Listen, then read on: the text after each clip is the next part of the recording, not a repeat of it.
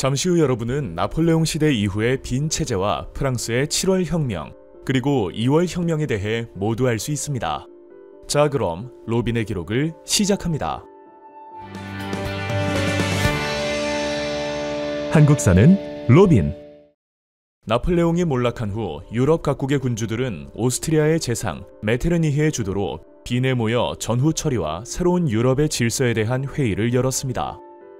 빈 회의에서는 정통성의 원칙에 따라 유럽 각국의 영토와 지배권을 프랑스 혁명 이전으로 되돌리고자 합의하였는데, 이는 프랑스 혁명의 이념 확산으로 인해 각국 군주의 지배권이 흔들릴 것을 우려하였기 때문이었습니다. 그 결과 자유주의와 민족주의 운동을 탄압하면서 보수적인 구제도와 질서를 지키려는 빈 체제가 성립하였습니다. 빈 체제에서 러시아와 오스트리아, 프로이센은 신성동맹을 결성하였고, 영국은 자신들의 전통 외교 정책을 고수하며 참가를 거부하였지만 이후 영국이 합세하여 사국 동맹이 체결되었습니다. 프랑스 전쟁을 이끌었던 이들 네 나라는 빈 체제를 유지하기 위하여 무력을 사용하고자 하였고, 유럽 각국의 자유주의와 민족주의 운동을 탄압하였습니다. 빈 체제의 보수적 경향에도 불구하고 자유주의와 민족주의의 열기는 식을 줄을 몰랐습니다. 독일에서는 학생들이 결성한 부르셴샤프트가, 이탈리아에서는 비밀 결사로 조직된 카르보나리단이 자유주의와 민족주의 운동을 주도하였습니다. 하지만 이러한 저항은 각국 정부의 탄압과 오스트리아의 간섭으로 실패하고 말았습니다.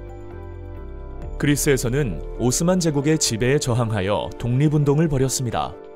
그리스는 오스만 제국의 세력이 약해지기를 바라던 러시아와 영국, 프랑스 등 열강의 지원과 유럽 전역의 친그리스 지식인들의 지지를 받아 1829년 독립을 쟁취하였습니다.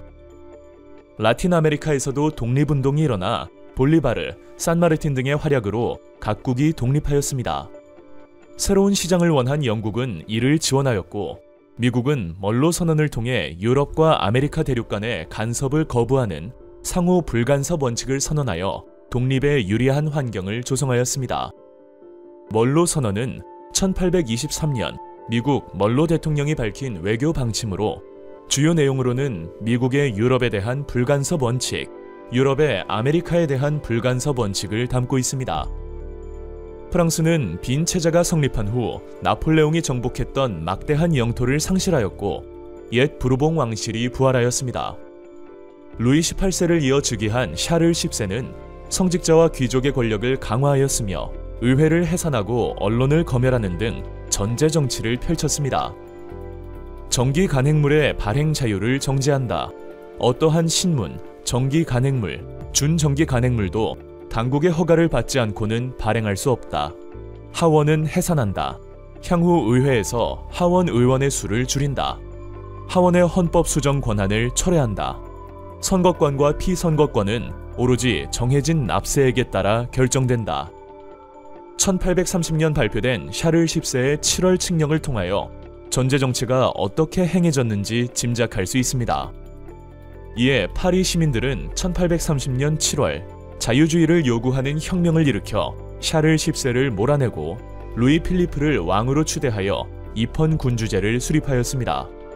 7월 혁명을 묘사한 들라크루아의 민중을 이끄는 자유의 여신을 보면, 가운데 여신은 자유를 상징하며 여신의 오른손에는 프랑스 혁명 정신을 상징하는 삼색기를, 왼손에는 총을 들고 민중을 이끄는 모습을 볼 수 있습니다. 7월 혁명은 주변 국가로 확산되어 벨기에의 독립과 유럽 각지의 자유주의 운동을 자극했습니다.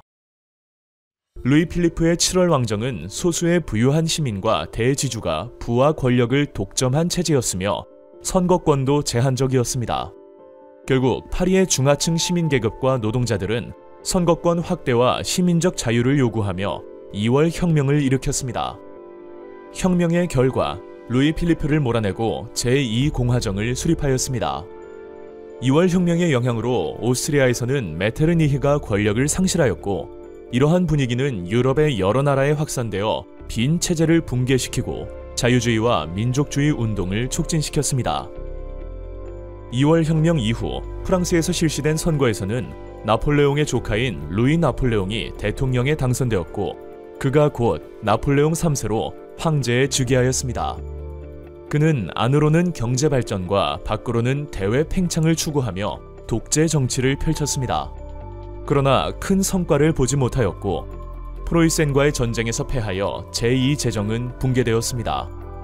한편 프로이센 군대에 포위된 파리에서는 사회주의자와 노동자들이 파리 코민이라는 자치정부를 수립하였지만 프로이센에 협력하던 프랑스 임시정부는 제3공화정을 수립하고 파리 코민을 진압하였습니다. 이후 유럽의 역사는 어떻게 흘러갈까요? 저희는 영국의 자유주의 개혁으로 다시 찾아오겠습니다. 로빈의 역사 기록.